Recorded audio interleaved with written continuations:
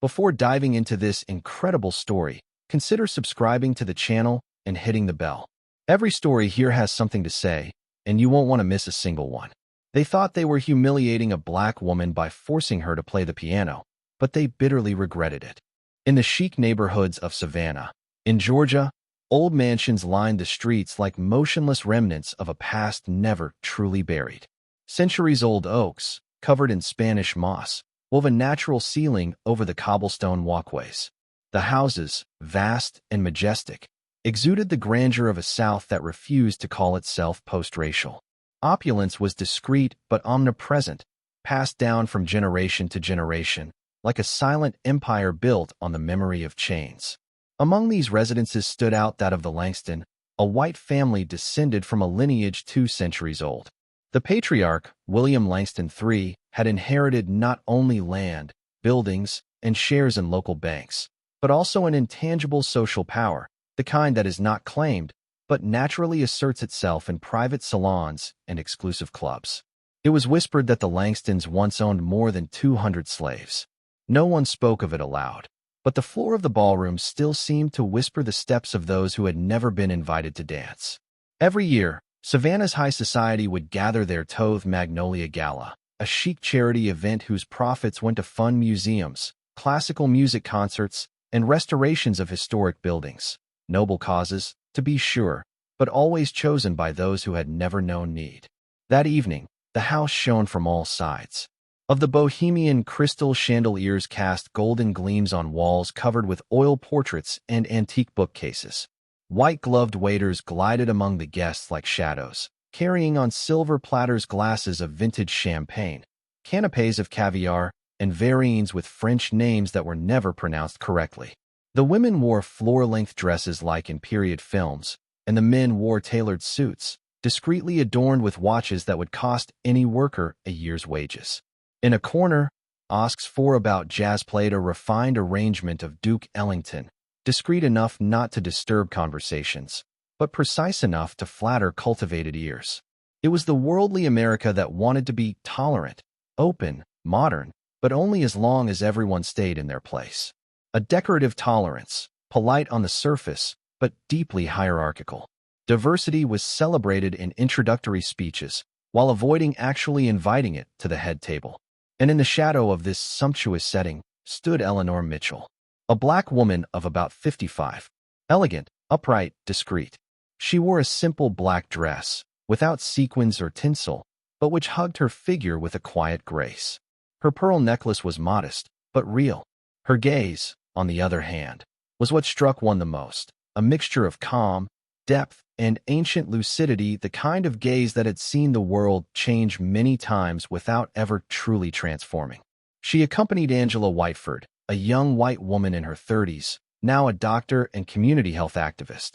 Eleanor had raised her, not as a mere nanny, but as a mother, with that wordless devotion forged by the history of those paid to love other people's children while hiding their own. Angela had always considered her second mother, even if that wasn't what society tolerated. That night, she had made a point of inviting her as personal guest of honor, a sincere gesture but which, in this room, stood out. Eleanor was out of place at least, not in everyone's eyes. The guests barely noticed her. When they did see her, it was with a fixed, polite, sometimes condescending smile. Furtive glances, words whispered behind fans, or glasses of champagne. "She's Angela's housekeeper, isn't she? She must have insisted that she come. It's touching. Angela is lovely, but a little naive sometimes." Eleanor didn't listen to these whispers. Or rather, she heard them, but didn't let them in. She had grown accustomed to this velvet invisibility, to the way rich people pretended to include you while always keeping you on the margins. She stood back, watching, dignified, upright, with the wisdom born of decades of walking through fire without ever losing her humanity. It was then that a small group of men, standing near the large Steinway piano, saw him. Young white men, well-dressed, with slicked-back hair and overly confident smiles. There were Connor Langston, the heir, son of the patriarch, and his lifelong friends, Bradley, Tanner, and Wes, son of senators, lawyers, bankers. They were bored. And boredom, among the powerful, often becomes an excuse for disguised humiliation. Connor stepped forward with that falsely affable tone. "Good evening, madam. You seem very quiet. Do you like music?" Eleanor turned her head slightly toward him. She smiled softly, without submissiveness. "I'm listening, yes." "You know how to play, perhaps?" asked Connor, drawing out the syllables as if he were speaking to a child. Bradley, more daring, burst out laughing. "Come on, why not a little gospel tune? It would set the mood a bit, wouldn't it?" The others laughed with him. Mocking laughter. Pack laughter. Angela had momentarily stepped away to speak to a fellow doctor. Eleanor found herself alone, facing the circle. Connor gestured theatrically toward the piano. "It's a Steinway, you know. Not a toy. But, if you want to try your luck." The implication was clear. "Show us what you're worth." The trap was set with a smile. Stares focused on her. Mocking. Defiant. Curious. Like spectators watching a circus act they hoped would be clumsy. They didn't take her seriously. They wanted to laugh. They wanted to feel superior, even if only for a moment. Eleanor didn't answer right away. She looked at them. For a long moment. The silence thickened, unusual in this room where noise served as a screen against any form of truth. Then, she walked slowly towards the piano. She didn't rush her movements. Her hands, thin and nervous, glided over the varnished wood. She touched the keys without pressing them, like one reuniting with an old lover they haven't dared to see for years. She closed her eyes for a moment, and the whole room, without knowing it, held its breath. What no one knew was that Eleanor Mitchell hadn't always been a simple nanny or a silent figure in the shadows of a white family. Born in Birmingham, Alabama, in the heart of the segregated South, she was the only child of Clara Mitchell, a housekeeper with a back bent from years of toil, and the Reverend Samuel Mitchell, a charismatic minister and tireless civil rights activist. In their small, thin-walled house, faith, dignity, and struggle were the pillars of daily life. But Eleanor had not wanted the pulpit or the street steps, not out of indifference, but because from the age of 7, it was the piano that kept her breathing. She played a worn instrument, given to her by a white parishioner who no longer wanted it, and who had no idea that with this gift, she was unleashing a torrent. At 10, Eleanor was already composing. A professor from the Chicago Conservatory, passing through Birmingham, heard her at a church recital. Fascinated, he helped her obtain a scholarship. There, in the North, she faced a bitter solitude. She was often the only black student, regarded as an outsider, sometimes humiliated by condescending teachers or skeptical classmates. But she persevered. At 22, she performed at Carnegie Hall, draped in a navy blue velvet gown. The audience rose to her feet. At 24, she graced the cover of a black cultural magazine and received a rave review from the New York Times, who spoke of her angelic touch and a barely contained inner fire. Offers for international tours were pouring in. Major record labels were interested in her. But the world, even when conquered by beauty, remains cruel. One evening, leaving a concert in Nashville, a white man, furious to see his wife amazed by a Negro, violently attacked her. This was the breaking point. Exhaustion, the grief of having lost her mother the previous year. The doors still closed despite the ovations. Everything closed. She disappeared from the musical landscape overnight. Without scandal, without noise, just silence. It was in this silence that she accepted, somewhat reluctantly, a position as a nanny for the Matthews. Little Angela, still swaddled, was the first to break out of the shell of solitude she had imposed on herself. Eleanor loved her, educated her, and taught her everything she knew: rigor, grace, and sometimes, secretly, a few piano notes. That evening, in the brightly lit hall of Langston Manor, laughter was still present when she approached the piano. The looks oozed sarcasm. They were expecting an exotic scene, a little authentic touch, like an accessory displayed to ease their conscience. But Eleanor sat down. Her hands, slender but strong, brushed against the keys as if she were meeting an old friend. A strange silence fell, almost heavy. And then she played. No gospel, no jazz, nothing to please the worldly ear or distract the satiated. She attacked Rachmaninoff with the precision of a surgeon and the intensity of a woman who had lost everything and kept everything. Then came Liszt, in a performance both sovereign and moving. Some vaguely recognized him.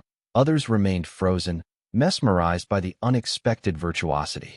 Finally, she performed an unknown piece, her own composition, a solemn and luminous work dedicated to Clara, her mother.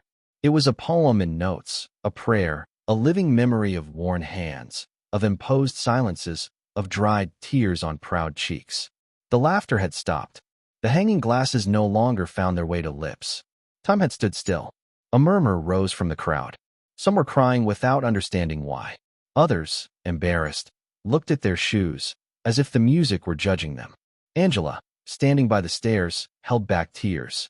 She saw her entire childhood in these harmonies, the quiet evenings, the warmth of a discreet love, the improvised lullabies. Connor, on the other hand, looked tiny, his arms dangling, his pride gone. The cruel little game was nothing more than a shameful memory. Then, in the returned silence, a man's voice rose. It's not possible. It was James Alcott, the famous music critic, invited to flatter the educated elite. He stood up, his expression troubled. You are? Eleanor Mitchell, the pianist. A murmur ran through the room. Heads turned. Memories resurfaced. Eleanor looked up slowly. Her voice, calm and gentle, resonated louder than any speech. I am. I always have been. And it was like a silent slap. A reminder. A naked truth. That evening, in that house where so many had believed they embodied power and greatness, it was a black woman, once erased, who reminded them what beauty truly was. Greatness. And above all, memory. In the days that followed, social media ignited with disbelief and wonder. Videos of the performance, secretly filmed by a few guests whose laughter had frozen in time with Liszt's notes, circulated across the country, and then the world. They showed a black woman, her back slightly hunched, sitting with dignity at a grand piano and, without saying a word, plunging the room into a sacred silence. Millions of views. Thousands of comments. Hashtag Eleanor Mitchell became a viral keyword. The headlines flourished, on the front pages of both paper newspapers and digital sites. She was the invisible nanny. She was a forgotten legend. America rediscovers a forgotten genius. The missing pianist who silenced a room of wealthy people. The old criticisms of the New York Times, the rare recordings from her early days, the black and white shots of the young woman in concert dresses, her eyes turned toward the keyboard as if toward an inner world. Some wondered how such an artist could have been forgotten. Others, more lucid, spoke of what America prefers to ignore, the fatigue of existing in a world that celebrates you while breaking you. Carnegie Hall sent a handwritten letter, then an official appeal. Ms. Mitchell, we would like to pay you a fitting tribute, with a concert dedicated to your work, your journey, and your light. Major record companies offered to republish his archives. Universities invited him to speak about his experiences. Foundations established scholarships in his name. Angela, for her part, didn't know where to turn. Her phone rang off the hook. Journalists, musicians, producers, academics. Everyone wanted to know more. But she protected Eleanor fiercely, just as Eleanor had protected her as a child. Music critic James Alcott, still shaken by his experiences, published a moving article in The New Yorker. That night, I saw something greater than virtuosity. Eleanor Mitchell didn't come back to us. We finally found her. We thought we'd lost her. But we were the ones who had lost ourselves in oblivion, in the comfort of indifference. Connor Langston and his friends, who had become unwitting symbols of arrogance and everyday racism, made a public statement. A clumsy apology, full of regret, perhaps sincere, perhaps dictated by media pressure. They spoke of a lesson in humility, a reawakening of consciousness, and a renewed respect. Eleanor didn't reject their apologies. She listened to them, politely, without anger. But she didn't thank them. She does not applaud their belated remorse. She did not wait for their recognition to exist. She hadn't proven anything. This wasn't revenge. This wasn't a lesson. This was a breath of fresh air. A release. She simply had summer. In her truth, in her art, in her memory. As she had always been. And now it was no longer her turn to speak. It was in the world, oh, listen to him. Without condescension. Sans interruption. No filter. Because through every note she played, through every silence she endured, Eleanor Mitchell carried within her much more than a talent. She carried the story of all those who had never been looked at, of all those who had been relegated to the shadows. even though they carried entire constellations within them. And finally, the spotlight shifted from those who had laughed to the woman who, without a word, had made the walls tremble.